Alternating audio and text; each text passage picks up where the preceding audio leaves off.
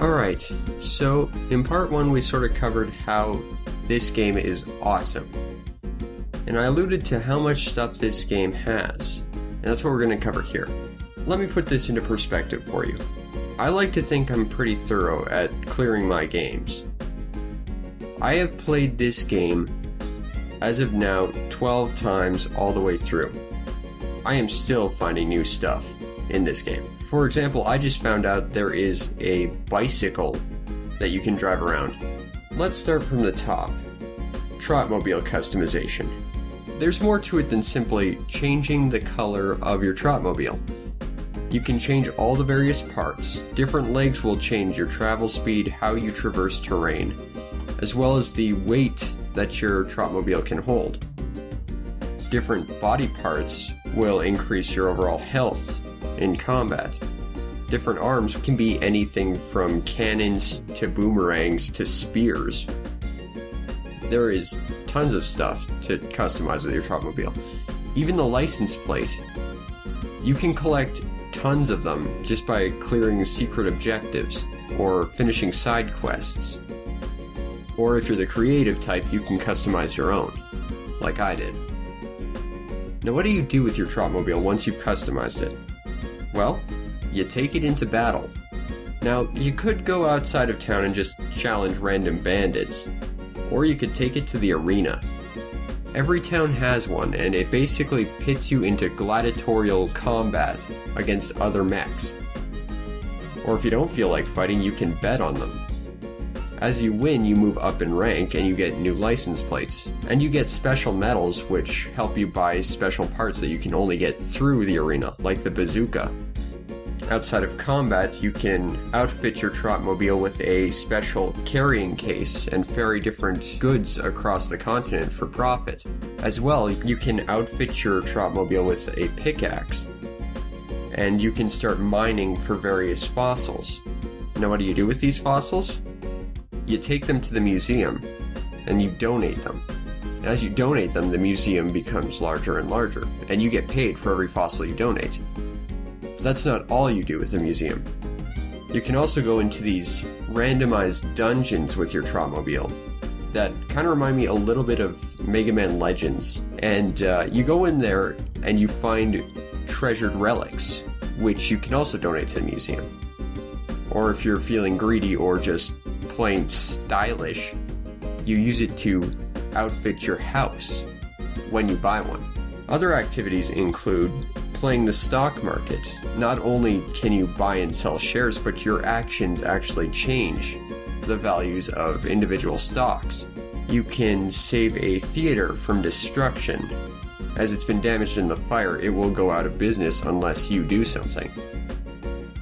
As I'm sure you've seen, you can go play pool, and if you're like me, you'll get completely decimated. There's also the album. This is neat. It is a visual catalog of every character, NPC, as well as costume that you can get in this game. Now it starts out in sepia tone, but as you catalog everyone in any given area, it turns color. This is neat because not only does it visually tell you that you've completed an area, it is a neat feature. Each character in the album has special flavor text, and some of this text can change depending on Vanilla's actions. For example, if you beat the killer elephants, as I did, you can get it so that they start referring to you as their boss. And the guy that was previously their boss will start being referred to as ex-boss, even in the catalog.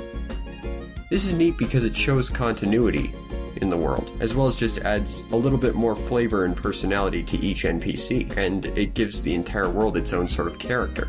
There are various side quests you can take on, such as helping orphans find homes, or delivering goods from place to place, fighting random gigantic bosses that are just piloted by bandits. You can just while away time hanging out at your apartment as you customize it. You can go shopping and buy food so you don't starve, and that actually is an important point. If Vanilla does starve, he will move a lot slower, and it will actually affect his ability to play music.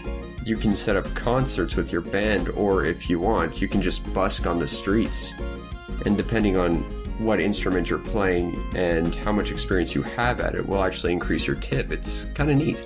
You can explore the towns to find hidden treasures, as well as just find different people to talk to. You can go and build an electric guitar and listen to the only really bad song in the game. You can be the hero or the main villain of the story if you choose. You can figure out who Vanilla is. You can turn your Trotmobile into a boat and go find hidden caves and other goodies. You can fish for sharks with a harpoon gun, attached to your mech, of course. You can guard a caravan crossing the desert. You can find books and just read them to find out more about the history of the world. There's one more really cool feature I can think of, and that's the titles. Every day Vanilla will get a new title, and it's entirely based on his actions the previous few days. Like, if you choose not to feed him, he'll be referred to as the Starved Artist, or if you have a really heavy mech, he'll be known as the Giant. It changes every day, so it never gets stale, and you can even introduce Vanilla through his title. Now, they don't actually have voice clips for each title. That would probably have cost an insane amount for the voice actors, but I still think it's just a neat little feature.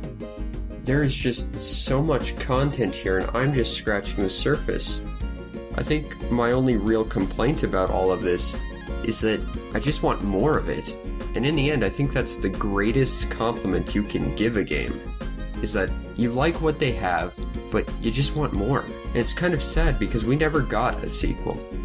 We got a sort of spin-off sequel on the PSP, but as I understand, it's nowhere near as good.